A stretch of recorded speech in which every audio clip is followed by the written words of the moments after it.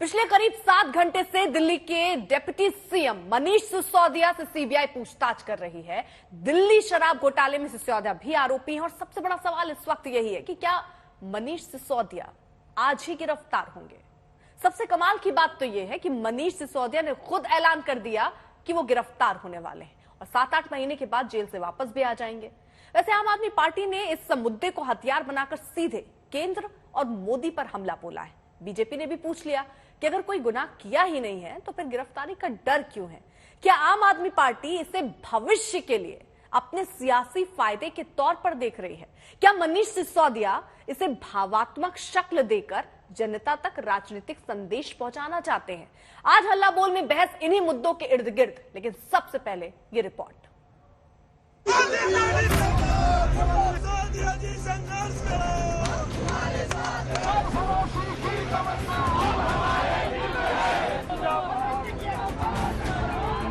10,000 करोड़ के भ्रष्टाचार का आरोप है। संपदा कोई तो पैसा मिलता। जीप के ऊपर खड़े होकर रोड शो करने से भ्रष्टाचार नहीं छुप सकता। दिल्ली में महात्मा गांधी का समाधि स्थल राजघाट में आंख बंद करके मौन चिंतन और ध्यान। राजघाट के बाहर समर्थकों को इमोशनल संदेश और सियासी संकेत।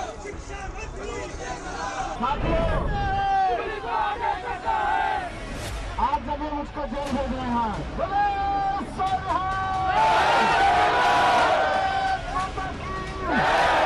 सड़कों पर आम आदमी पार्टी कार्यकर्ताओं का विरोध प्रदर्शन। सीबीआई मुख्यालय के बाहर दिल्ली पुलिस के करीब 1,500 जवानों की तैनाती। बसों में भर भर कर आप नेताओं और कार्यकर्ताओं की गिरफ्तारी। मतलब स्क्रिप्ट पहले से तैयार था। सिसोदिया शायद सीबीआई मुख्यालय पहुंचने से पहले और सवालों का सामना करने से पहले ही जान चुके हैं कि केंद्रीय जांच एजेंसी उन्हें दिल्ली शराब घोटाला मामले में गिरफ्तार करेगी।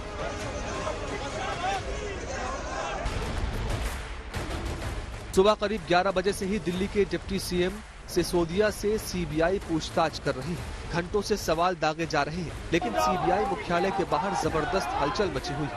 आम आदमी पार्टी इसे अपने लिए एक सियासी हथियार के रूप में इस्तेमाल कर रही है। खुद मनीष सिसोदिया का संबोधन सुनेंगे तो आपको अंदाजा हो जाएगा, जिसमें बीजेपी के लिए चुनौती भी, दिल्ली वालों के लिए भावनाओं का ज्वार भी।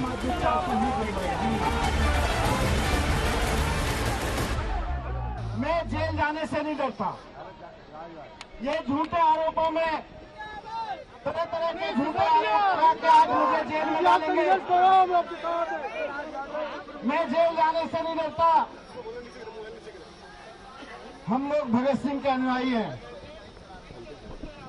सरदार भगत सिंह जी देश के लिए फांसी पर चढ़ गए थे। इनके झूठे आरोपों के चक्कर में एक आध बार जेल जाना तो छोटी सी बात है। स्कूलों में पढ़ रहे बच्चों से मुझको बहुत प्यार है। मैं बच्चों से कहना चाहता हूं कि ये मत समझना कि आपके शिक्षा मंत्री मनीष सिसोदिया, आपके मनीष चाचा अगर जेल चले गए तो बस छुट्टी हो गई। अभी छुट्टी नहीं होने वाली है। मैं बच्चों से कहना चाहता हूं उतनी मेहनत करना जितनी मैं करने की अपेक्षा रखता हूं, जितनी जरूरत है। सिसोदिया से सीबीआई 17 अक्टूबर 2022 को भी 9 घंटे की पूछताछ कर चुकी है। आज दूसरा मौका है जब सिसोदिया सीबीआई के मेहमान बने हैं। हालांकि सिसोदिया के नाम पर आम आदमी पार्टी के नेताओं और खुद दिल्ली की मेयर ने सरकार के खिलाफ मोर्चा खोल दिया है। इतने दिनों से मनीष सिसोदिया जी के ऊपर छापे पड़ रहे हैं। सीबीआई का छापा पड़ा, ईडी का पड़ा, इनकम टैक्स का पड़ा, कुछ मिला? घर में कुछ नहीं मिला, बैंक लॉकर में कुछ नहीं मिला, दफ्तर में कुछ नहीं मिला। इन्होंने सोचा कि शायद मनीष सिसोदिया ने अपने पैतृक गांव में जमीन ली होगी। वहां भी गई सीबीआई, पूरी छानबीन की, वहां भी कुछ नहीं मिला। 1 रुपया इलीगल मनीष सिसोदिया जी के पास नहीं मिला, मगर फिर भी ये कहा जा रहा है कि मनीष सिसोदिया जी ने 10,000 करोड़ रुपए की रिश्वत ले ली। साफ साफ दर्शाता है कि भारतीय जनता पार्टी आम आदमी पार्टी की लोकप्रियता से डरती है। मोदी जी सिर्फ अरविंद केजरीवाल जी से डरते हैं, क्योंकि एक आम आदमी पार्टी ही ऐसी पार्टी है जो पूरे देश में भारतीय जनता पार्टी को हरा सकती है। आज के पूरे घटनाक्रम में एक बेहद खास बात रही मनीष सिसोदिया का वो संदेश जिसे आम आदमी पार्टी ने पोस्टर की शक्ल देकर सीधे प्रधानमंत्री मोदी और बीजेपी पर धावा बोल दिया है। आप भी देखिए और सुनिए। आज मोदी जी को केवल केजरीवाल जी से डर लगता है, उन्हें राहुल गांधी या किसी दूसरे नेता से डर नहीं लगता है। मोदी जी केजरीवाल जी को और आम आदमी पार्टी को कुचलना चाहते हैं। हमारे ऊपर ज्यादा केस का मतलब है हमसे बीजेपी डरती है। आने वाले समय में आम आदमी पार्टी ही बीजेपी का काल बनेगी। आने वाले समय में आम आदमी पार्टी ही बीजेपी को देश में हराएगी और बीजेपी के अत्याचार से मुक्ति दिलाएगी। ये तो तय है कि आम आदमी पार्टी सिसोदिया से सवाल जवाब को अपनी सियासी फायदे के लिए इस्तेमाल कर रही है, लेकिन बीजेपी ने भी अपने हमले को धार दिया। जब से ये एक्साइज घोटाला, शराब घोटाला आम आदमी पार्टी और मनीष सिसोदिया ने किया है, तब से हमने देखा है हर विषय पे आम आदमी पार्टी ने बात किया है। बस जो मेन विषय एक्साइज पॉलिसी का है कि आपने अपने मित्रों का 144 करोड़ रुपया क्यों माफ किया, आपने ये एक्साइज पॉलिसी इतना अच्छा था तो इसे वापस क्यों लेना पड़ा, कार्टेलाइजेशन आपने अलाउ क्यों किया, इन प्रश्नों का कोई उत्तर मनीष सिसोदिया जी ने या आम आदमी पार्टी ने नहीं दिया है। मनीष सिसोदिया पर आरोप है कि उन्होंने शराब कंपनियों को लाइसेंस फीस में 144.36 करोड़ रुपए की छूट दिलाई। विदेशी शराब पर 50 रुपए प्रति केस की छूट दी गई। 2021-22 में जिनको शराब के लाइसेंस मिले उनको टेंडर होने के बाद बेजा फायदा पहुंचाया गया। मनीष सिसोदिया ने बतौर एक्साइज मंत्री जो बड़े फैसले किए और लागू करवाए वो तय प्रावधानों और नोटिफाइड एक्साइज नीति के खिलाफ थे। मनीष सिसोदिया ने शराब का लाइसेंस लेने वालों को टेंडर होने के बाद आर्थिक फायदे पहुंचाए, जिससे सरकारी खजाने का बहुत नुकसान हुआ। फिलहाल हर किसी की नजर टिकी है सीबीआई मुख्यालय पर, जहां इस प्लॉट के मुख्य किरदार मनीष सिसोदिया मौजूद हैं। सवाल ये भी है कि सीबीआई के एक्शन से किसे सियासी लाभ होता है, किसे नुकसान। मुनीश चंद्र पांडे और अमित भारद्वाज के साथ पंकज जैन, दिल्ली आज तक। तो सवाल कई हैं और यहाँ मेहमान भी हैं। परिचय आपका कराएं उससे पहले आपको बता दें 7 घंटे से मनीष सिसोदिया से पूछताछ चल रही है। मनीष सिसोदिया अभी भी सीबीआई दफ्तर में है।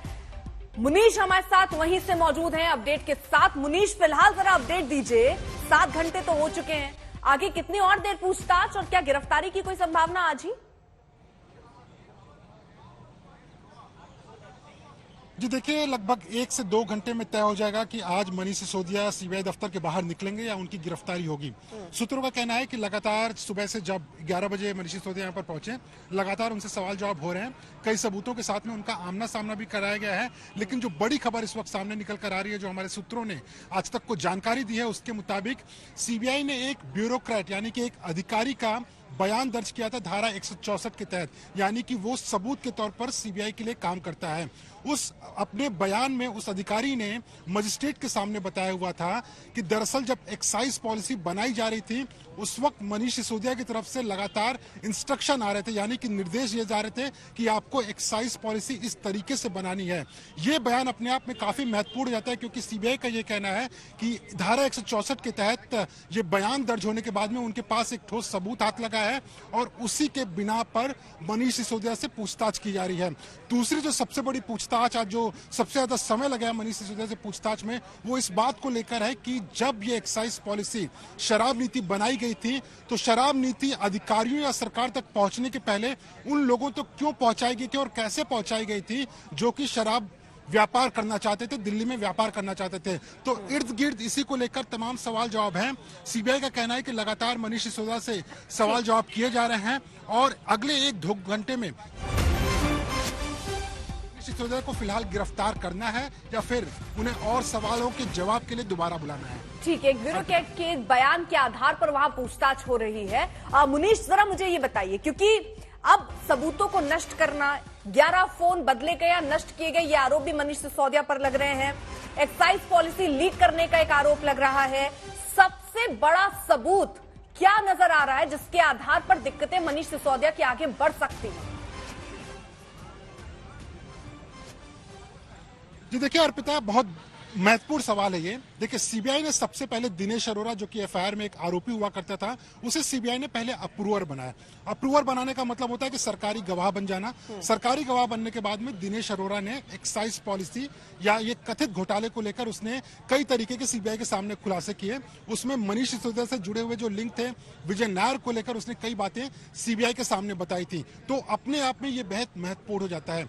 दूसरा, अगर बात करें, दूसरा सबसे बड़ा सबूत है, सीबीआई के पास में डिजिटल एविडेंस है उस शराब नीति को लीक करने का, जिसके आधार पर सीबीआई ने पूरा केस बनाया हुआ है। सीबीआई का कहना है कि शराब नीति इसी वजह से लेकर आई गई थी, ताकि लाई गई थी ताकि जो शराब व्यापारी हैं उनको पैसा कमाने को मिले, ज्यादा मुनाफा कमाने को मिले और मुनाफे के जरिए आम आदमी पार्टी को रिश्वत मिले। सीबीआई ने पहले ही आरोप लगाया हुआ है कि 30 करोड़ से लेकर 100 करोड़ रुपए तक का रिश्वत जो है वो आम आदमी पार्टी को विजय नायर के जरिए मिला हुआ था, जिसका जो इस्तेमाल है गोवा इलेक्शन में भी हुआ था। तो ये एक दूसरा सबसे बड़ा सबूत सीबीआई के पास में मौजूद है, पैसे के ट्रेल को लेकर, यानी मनी ट्रेल को लेकर। और तीसरा जो बेहद महत्वपूर्ण हो जाता है, क्योंकि सीबीआई देखिए यहाँ पर क्रिमिनल कॉन्स्पिरेसी की जांच करी है, वो मनी लॉन्ड्रिंग की जांच ईडी करी है। तो क्रिमिनल कॉन्स्पिरेसी की अगर बात करें तो सबूतों को नष्ट करना अपने आप में एक बेहद गंभीर जुर्म होता है। और सीबीआई और ईडी दोनों ने इस बात को कोर्ट के सामने पहले बताया हुआ है कि इस पूरे आबकारी नीति के घोटाले के दौरान लगभग 11 ऐसे फोन थे जिनका इस्तेमाल मनीष सिसोदिया और एक और आरोपी ने किया हुआ था। ये पूछताछ हो रही है, सबूतों के आधार पर आगे सवाल जवाब हो रहे हैं। मुनीष, आप साथ ही रहिएगा, कुछ जैसे भी कोई अपडेट हो तो आप इशारा कीजिएगा, आपका रुख करेंगे। लेकिन अब चर्चा की शुरुआत कर देते हैं। खास मेहमानों से सबसे पहले परिचय जरा कराएं। आतिशी हमारे साथ है, प्रवक्ता आम आदमी पार्टी की, डॉक्टर सैयद जफर इस्लाम, प्रवक्ता बीजेपी के हमारे साथ हैं, उमेश सहगल पूर्व चीफ सेक्रेटरी है दिल्ली सरकार के, वो हमारे साथ हैं, और हरिशंकर गुप्ता, प्रवक्ता कांग्रेस पार्टी के इस वक्त हमारे साथ हैं। सबसे पहले आतिशी, आपके चेहरे पर एक मुस्कान है, ये मुस्कान क्या दिखा रही है? आप लोग आश्वस्त हैं आज गिरफ्तारी होगी या नहीं होगी, क्या सोच रही हैं आप? देखिए, हम लोग अर्पिता जी आश्वस्त हैं कि हम एक ईमानदार पार्टी हैं। हम लोग आश्वस्त हैं कि हम जनता के हित में काम करते हैं। हम लोग आश्वस्त हैं कि भारतीय जनता पार्टी को और प्रधानमंत्री नरेंद्र मोदी को आम आदमी पार्टी से डर लगता है। अब उस डर का नतीजा हो सकता है कि मनीष सिसोदिया जी गिरफ्तार हो, लेकिन एक साल में 500 अफसर लगाने के बाद भी इस समय 250 ईडी के अफसर, 250 सीबीआई के अफसर इस केस की जांच कर रहे हैं। 500 अफसर लगाने के बाद भी, 10,000 पन्ने की चार्जशीट फाइल करने के बाद भी सीबीआई और ईडी, इस देश की प्रीमियर जांच एजेंसीज, चार्जशीट में मनीष सिसोदिया जी का नाम तक नहीं दर्ज कर पाई हैं। 1 रुपए के भी भ्रष्टाचार का सबूत मनीष सिसोदिया जी के बारे में सामने नहीं रख पाई हैं। तो ये क्या दिखा रहा है? ये दिखा रहा है नहीं, लेकिन मैं आपको बीच में रोक रही हूँ, से लिंक नहीं आपने है। सुना होगा हमारे सहयोगी जो ग्राउंड पर है, पैनी नजर रखते हैं, जो सबूत है, मैम आप सबूत का जिक्र कर रही है ना, मैं सबूत जरा आपको बताऊं। डिजिटल सबूत हाथ लगे हैं, सबूतों को नष्ट उन्होंने किया, ये आरोप उन पर लगे हैं। 11 फोन नष्ट किए गए, बदले गए। सर मैम, है सबूत ना उनके पास, आप ये कैसे कह रहे हैं उनके पास सबूत नहीं है? और जो गिरफ्तारी की बात आप कह रही हैं, अगर सबूत नहीं होगा तो गिरफ्तारी कैसे हो पाएगी? मैम, कोर्ट में भी तो ले जाना होगा, पेश करने पड़ेंगे सबूत। अर्पिता जी, जो आप बता रही हैं वो सीबीआई और भारतीय जनता पार्टी द्वारा प्लांटेड स्टोरीज हैं। जो सबूत है वो तो सीबीआई और ईडी ने 3-3 चार्जशीट फाइल करी हैं, 10,000 पन्ने की चार्जशीट फाइल करी हैं। 10,000 पन्ने में मनीष सिसोदिया के खिलाफ वो 1 रुपए के भी भ्रष्टाचार का सबूत सामने नहीं रख पाए हैं।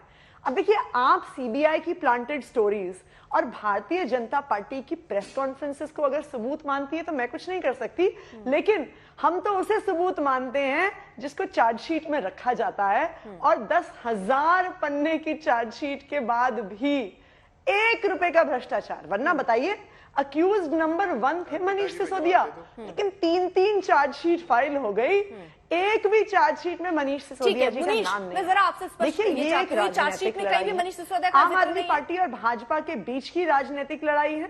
ठीक है, मुनीष से मैं इस पर जवाब ले लूंगी और क्लियर हो जाएंगी तस्वीर। जफर इस्लाम, आप अपना जवाब दे दीजिए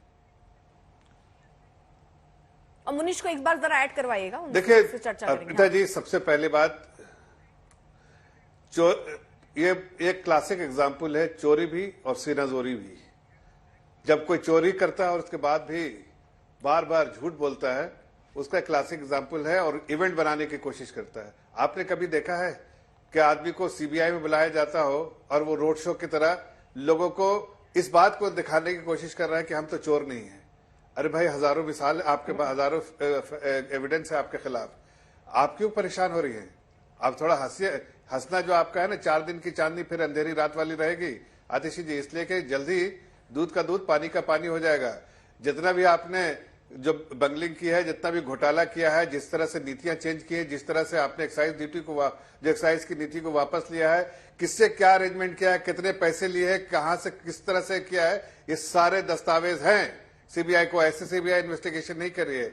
आपको आने वाले दिनों में देखेगा कि क्या हो रहा है और कौन से दस्तावेज और कौन से एविडेंस है। लेकिन जो लोग इस चीज के लिए जिम्मेदार है और जिसको सीबीआई बुला रही है, आज तक इतिहास में नहीं देखा गया है कि इस तरह का नाटक इसलिए किया जा रहा है कि लोग सोचे कि भाई हम अपना सीना छाती ठोक रहे हैं कि हम चोर नहीं है। अरे भाई, चोरी किया तभी तो सीबीआई बुला रही है। अब कुछ दिन के बाद आपको उसके दस्तावेज भी मिलेंगे, कोर्ट में भी मिलेंगे और पूरे सबूत के साथ वो जेल भी जाएंगे। जेल जाने का इतना शौक है, उससे समझ में आ रहा है जिस तरह से नाटक कर रहे हैं कि डर बहुत लग रहा है, बहुत डर लग रहा है अजय, बहुत डर लग रहा है। ठीक है। और पिताजी नहीं, अभी देखिए बीच में नहीं बोला आपको। तो यही लगता है ये एजेंसियां बीजेपी के इशारे पर काम कर रही हैं। आप कह रहे हैं डर लगता है, वो कह रहे हैं डराने का काम तो आप ही कर रहे हैं। मेरा एक सवाल है। मैम 1 सेकंड में आ रही हूँ। नहीं, 1 मिनट अर्पिता जी, बीच में नहीं बोल रहा अर्पिता जी, आप जरा इनको बता दीजिए आतिशी जी को कि जब उनके समय में आप उनसे बात कर लीजिएगा। ठीक है, मैंने ठीक है, उनकी सब बातें ठीक है। सारी वो ये ठीक है, ये अंडरस्टूड है। आप लोग क्योंकि प्रवक्ता हैं, बड़ी पार्टी के प्रवक्ता हैं, आप लोग भी समझ रहे होंगे। ठीक है, अपनी अपनी बारी में बोलिए, लेकिन मेरे सवाल का जवाब जरा दीजिए सर।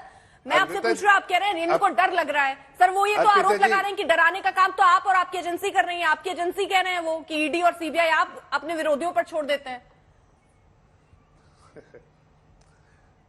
देखिए अर्पिता जी, वो एजेंसीज इंडिपेंडेंट बॉडी है, इंडिपेंडेंट इंस्टीट्यूशन है, उनका काम करने का तरीका अपना है।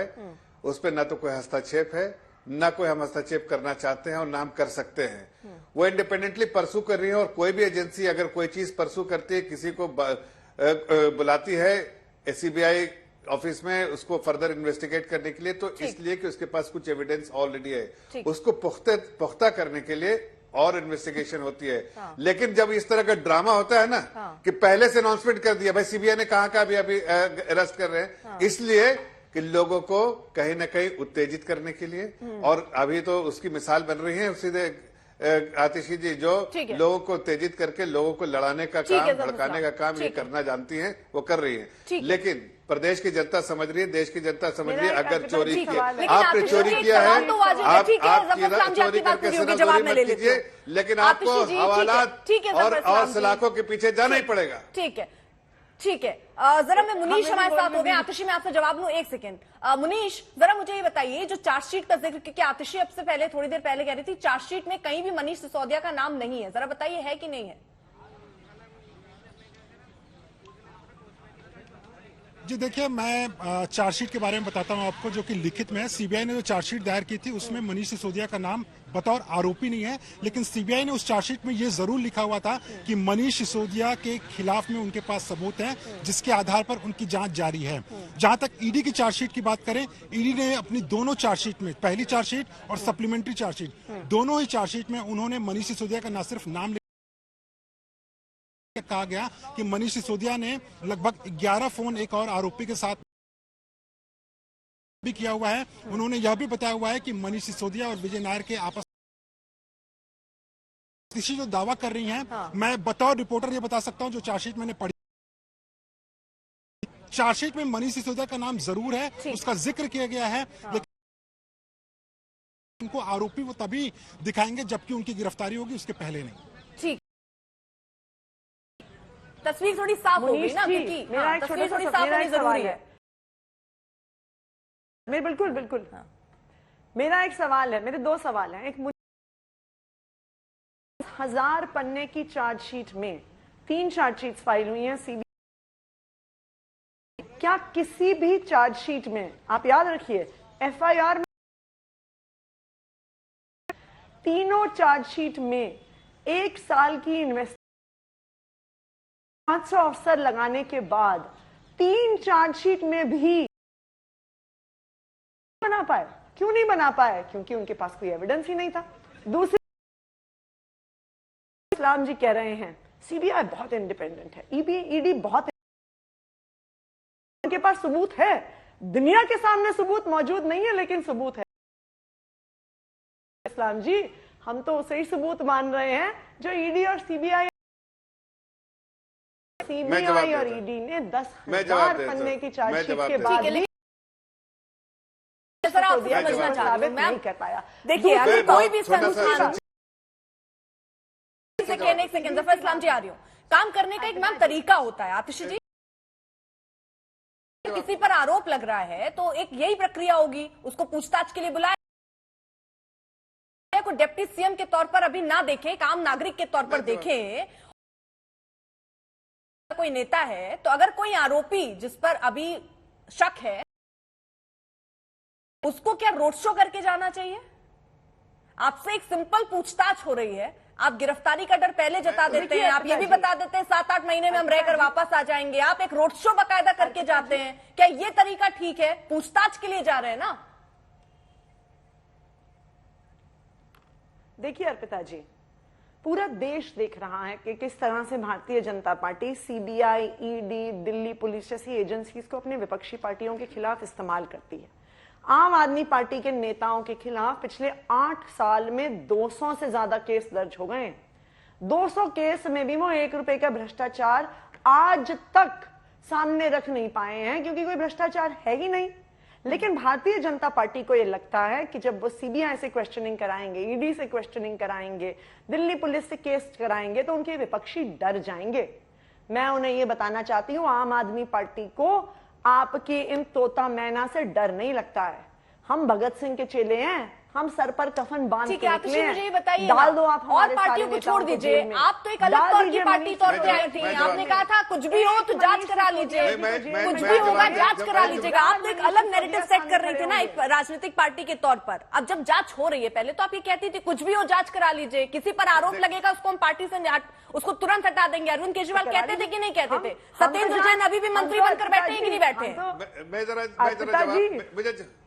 नहीं बताइए, आपकी पार्टी, कांग्रेस या बीजेपी ने कभी नहीं कहा, आपकी पार्टी एक अलग पार्टी के तौर पर सामने आई थी जिसने कहा तुरंत जांच करवाएंगे, किसी पर आरोप हुआ तो उसको हटा देंगे, मुझे जवाब उसकी जांच करा लीजिए, स्टिंग ऑपरेशन करा लीजिए। ये अरविंद केजरीवाल कह रहे थे ना, अपनी नई पार्टी के लिए कह रहे थे। अब सब कुछ बदल चुका है क्या? अर्पिता जी, हमने तो जांच से इसीलिए कोऑपरेट किया है। पहले दिन से आम आदमी पार्टी के किसी भी नेता को, किसी भी कार्यकर्ता को जांच के लिए बुलाया गया है। हमने तो जांच का स्वागत किया है। हम तो ये भी कह रहे हैं और भी केस कर लीजिए, और भी जांच कर लीजिए। लेकिन ये रोड शो क्यों? हमारी मोदी जी आम आदमी पार्टी को ईमानदारी का थप्पा देते हैं। रोड शो क्यों? देखिए अर्पिता जी, क्योंकि भारतीय जनता पार्टी को पता होना चाहिए, नरेंद्र मोदी जी को यह पता होना चाहिए कि आम आदमी पार्टी को और उसके नेताओं को आपसे डर नहीं लगता है। हम सर पर कफन बांध के निकले हैं, हम पे जितने झूठे आरोप लगाओगे हमें कोई फर्क नहीं पड़ता है। हम सच्चाई की लड़ाई लड़ते रहेंगे। ठीक है, नहीं मैं ये समझ, ठीक है, सच्चाई की लड़ाई ऐसे कैसे? एक राजनीतिक पार्टी के तौर पर एक तरीका है, जब चुनाव होते हैं तब हम ऐसी रैलियां देखते हैं, हम ऐसे रोड शो देखते हैं, लेकिन यहाँ तो पूछताछ से पहले ऐसा रोड शो। अर्पिता जी, मुझे जवाब देने दीजिए। देखिए अर्पिता जी, मैं जवाब दूं क्या? अगर आप इस देश के पिछले 8 साल के इतिहास को देखिए तो आम आदमी पार्टी पे चाहे सीबीआई हो, चाहे ईडी हो, चाहे इनकम टैक्स हो, चाहे दिल्ली पुलिस हो, हर डिपार्टमेंट को आम आदमी पार्टी और उसके नेताओं के पीछे लगाया गया। 8 साल में 200 केस, तो ये रोड शो छोटी संख्या नहीं है। हमारी कह रही है, ठीक है, 500 फाइलों को क्यों? 500 फाइलों को एलजी साहब खुद लेके बैठे, लेकिन आज तक आरोप लग रहे हैं, पूछताछ के लिए बुलाया जाए, तो रोड शो होना ठीक है।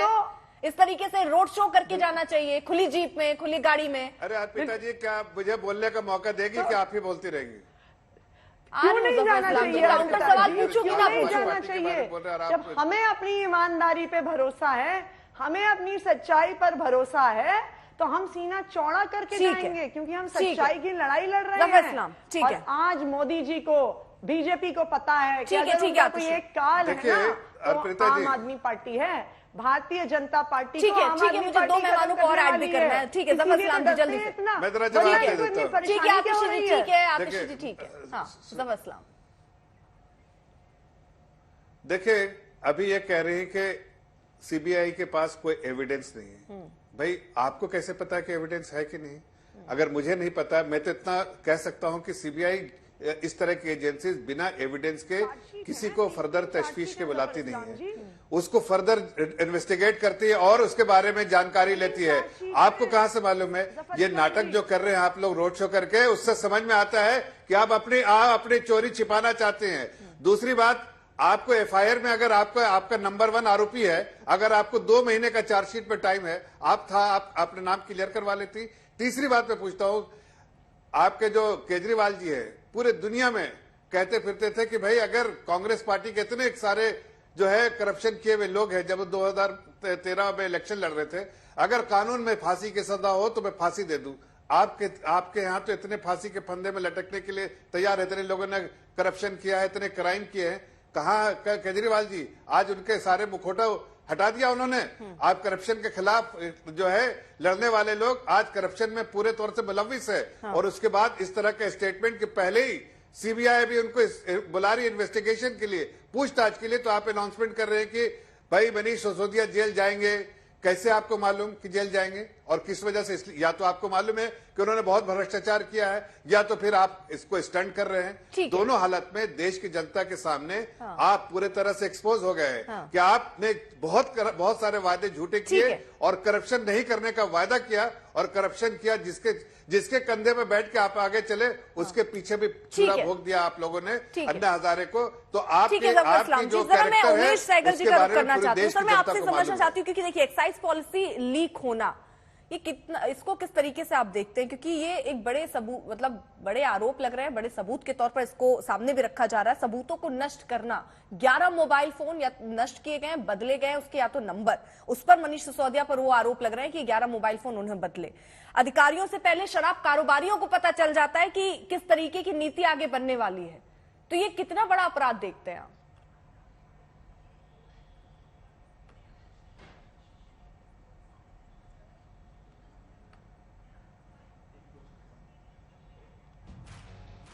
उमेश जी, आवाज आ रही है आप तक? अच्छा, आपने मेरे से पूछा? जी जी जी, आपसे। ऐसा है कि ये आरोप जो हैं इनको साबित कोर्ट ऑफ लॉ में किया जाएगा। एक टीवी डिबेट में आप नहीं होल्ड कर सकते हैं कि ऑनेस्ट है ये डिसऑनेस्ट है। जो इस समय जो सामने आया, पब्लिक के सामने आया एक्साइज पॉलिसी, वो डेफिनेटली गलत थी। उसमें बहुत सारे ऐसे एलिमेंट्स थे जो कि, मैं करप्शन की बात नहीं कर रहा हूँ, जो कि पब्लिक के इंटरेस्ट में नहीं थे। अब ज़्यादातर शराब को इनकरेज करना, शराब को इतना दुकानें खोल देना, 800 दुकानें का आपने प्रोविजन रखा, 800 दुकानों के टेंडर आए, सिर्फ 500 दुकानें चल रही हैं। 500 दुकानों ने उतना पैसा कमाया जो कि दिया, 500 दुकानों का कमाया 800 दुकानों का। तो ये सारी चीज़ें एक हद में गलत थी। 3 आपने ड्राई डे कर दिए। अब जन्माष्टमी के दिन भी शराब बिक रही है और बाकी डेज में भी शराब बिक रही है। अब जहाँ तक करप्शन का सवाल है, ये सीरियस मामला है। अगर किसी ने 11 सेल फोन बदले हैं, ये भी एक एलिगेशन है। अब ये एलिगेशन ठीक है कि नहीं है, ये कोर्ट ऑफ लॉ में इस्टेब्लिश होगी। पर सबसे इंपॉर्टेंट चीज़ ये है कि एक अप्रूवर है इसमें। अप्रूवर ने मैजिस्ट्रेट के सामने ऑन ओथ स्टेटमेंट दी है, जिसमें वो कहते हैं मैं गिल्टी हूँ, नहीं तो वो अप्रूवर नहीं बन सकता। उसको एक कन्फेशनल स्टेटमेंट देनी पड़ती है। उस कन्फेशनल स्टेटमेंट में अगर किसी और को इन्वॉल्व कर लेता है वो, तो उसका इस केस में बचना बड़ा मुश्किल है। उससे अगर सीबीआई पूछताछ करती है, मुझे नहीं पता उनकी स्टेटमेंट क्या थी, क्योंकि इसको पब्लिकली नहीं लाया गया, तो जो भी वो स्टेटमेंट थी उसके बेसिस पे अगर इन्वेस्टिगेशन चल रही है, इसमें कोई गलती नहीं है। उसमें पहले एज्यूम कर लिया ये अरेस्ट हो जाएंगे। लास्ट टाइम भी ये शोर में चाहते रहे अरेस्ट हो जाएंगे। अब पॉइंट इज कि अरेस्ट होंगे कि नहीं होंगे, ये एक दूसरा पॉइंट है। अरेस्ट हो भी जाएं, इसका ये मतलब नहीं है कि वो गिल्टी हैं। इसका ये मतलब नहीं है कि वो उनके खिलाफ प्रूव हो गया। वो तो कोर्ट ऑफ लॉ में केस चलेगा, केस प्रूव होगा। उसके बाद अगर कोई भी कन्विक्शन होती है, कुछ होती है, उस पर अपील होगी, तो फैसला, हमारे यहाँ टाइम लगता है, बट अब लीगल प्रक्रिया शुरू है। सीबीआई में भी अंडर गवर्नमेंट प्रेशर, बट कम से कम कोर्ट्स तो किसी प्रेशर में नहीं है ना, तो कोर्ट्स के ऊपर हम भरोसा रखें। अगर कोई गिरफ्तार होता है, नहीं होता। अगर कोर्ट उसको बाद में बरी कर देती है, बेल दे देती है, नहीं देती, ये बाद की बात है। उसके पहले हम ये प्रिज्यूम कर लें कि ये गिरफ्तार हो जाएगा, ये गिल्टी है, ये ऑनेस्ट है, 10,000 पेज की चार्जशीट आ गई, क्या फर्क पड़ता है 10,000 पेज की चार्जशीट होगी या 50,000 पेज की चार्जशीट हुई। पॉइंट इज गिल्टी है कि नहीं है, और ये कोर्ट होल्ड करेगी इसको। ये कोई भी पब्लिक डिबेट में इस चीज़ को होल्ड नहीं किया जा सकता। बट जो चीफ सेक्रेटरी की रिपोर्ट है उसने बताया एक्साइज पॉलिसी गलत है। उस एक्साइज पॉलिसी में करप्शन हुई है, नहीं हुई, वो एक मुद्दा कोर्ट को डिसाइड करने का है। मगर एक्साइज पॉलिसी गलत थी, इसमें कोई डाउट नहीं है। गवर्नमेंट ने खुद उस पॉलिसी को विड्रॉ कर लिया। आज 1 साल हो गया, नई पॉलिसी नहीं आ पाई। ऑब्वियसली पुरानी पॉलिसी वापस नहीं आ सकती, अगर आ सकती होती ये ले आते, तो क्यों नहीं लेके आए हम इसको। तो अब नई पॉलिसी को केयरफुली बनाना चाहिए। 50 साल से एक दिल्ली में पॉलिसी चल रही थी और सक्सेसफुली चल रही थी, काफ़ी इनकम आ जाती थी सरकार को और पब्लिक भी खुश थी उसके साथ। तो उसको सडनली आपने चेंज कर दिया और बिल्कुल ड्रास्टिकली चेंज कर दिया, तो ये बहुत बड़ा एक रिस्क लिया गया था गवर्नमेंट ने। उस रिस्क में ये मार खा गए। तो अब ये मतलब नहीं है कि उसमें करप्शन हुई, कहना बहुत मुश्किल है, बट ये डेफिनेटली वो पॉलिसी गलत थी, नहीं तो वापस ना ली जाती। बिल्कुल, और अगर अप्रूवर ने एक स्टेटमेंट दी है और अप्रूवर की स्टेटमेंट में 4 आदमी और गिल्टी ठहराए गए हैं, तो उनसे पूछताछ करना एक जायज काम है, इसमें कोई गलत काम नहीं है। ठीक है। हरिशंकर गुप्ता, आप जरा ये बताइए कि जिस तरीके का ये माहौल बन रहा है, जिस तरीके से रोड शो, आपको पूछताछ के लिए बुलाया जाए, आपको शक या आपके खिलाफ सबूत हो या आपको आरोपी के तौर पर देखा जा रहा हो और आपको पूछताछ के लिए बुलाया जाए और ऐसे रोड शो हो, उसको आप किस तरीके से देखते हैं? और दिल्ली में तो आपकी भी सरकार रही, ये जो पॉलिसी थी इसको लेकर आपके अपने विचार? अर्पिता जी, पूरा समय दीजिएगा, मैं काफी देर से इंतजार कर। बिल्कुल सर, पूरा समय लीजिए। हाँ, सबसे पहली बात तो यह है कि मैं इससे पहले कि रोड शो के बारे में बात करूं, मैं ये बात कह दूं, जो दिल्ली की शराब नीति बनी थी वो बनाई शराब माफिया ने। शराब माफिया ने बनाई थी और उस शराब नीति की जो नींव थी उसमें काले धन को भरा गया था, उसी के ऊपर खड़ी थी। और एक बात और समझ लीजिए कि सरकार कोई नीति बनाती है तो जनहित में बनाती है, लेकिन जो इन्होंने नीति बनाई थी वो शराब माफिया के हित में बनाई। अच्छा। जिसका नजारा पूरी दिल्ली ने देखा, जिस तरीके से सामाजिक ताना माना पूरी दिल्ली का नष्ट हुआ है।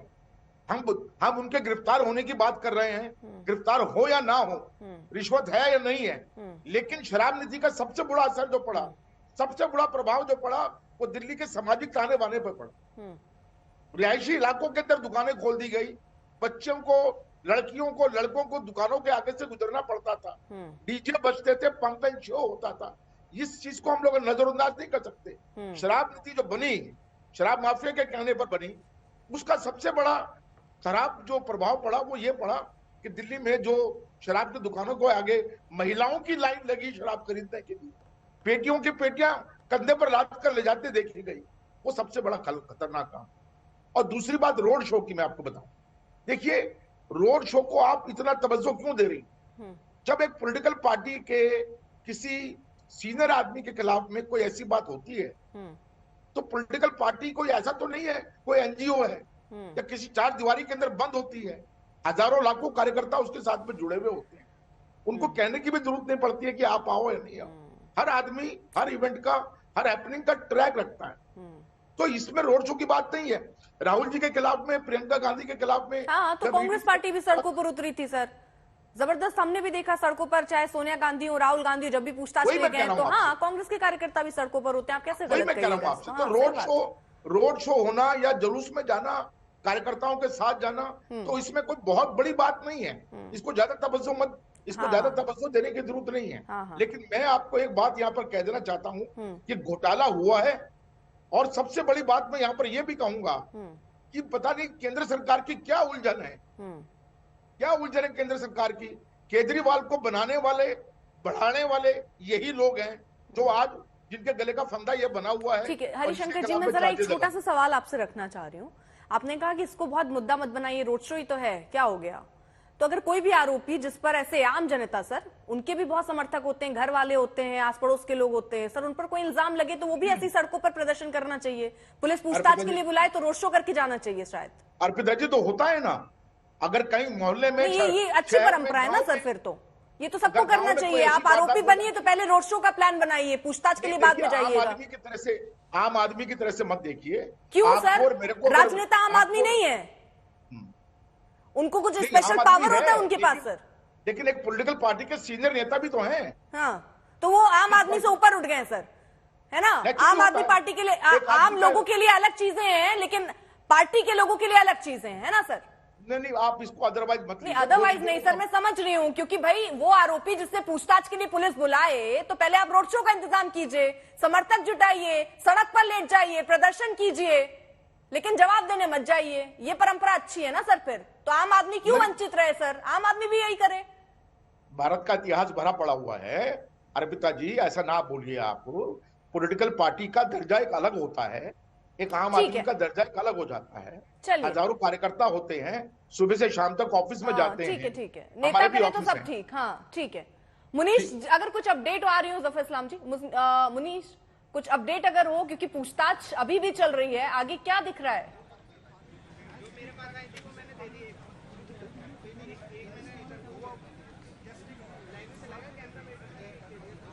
मुनीश, आवाज पहुंच रही है आप तक? ठीक है जी जी। हाँ, अभी फिलहाल ताजा अपडेट जल्दी से मुनीश बताइए जरा, पूछताछ अभी भी चल रही है?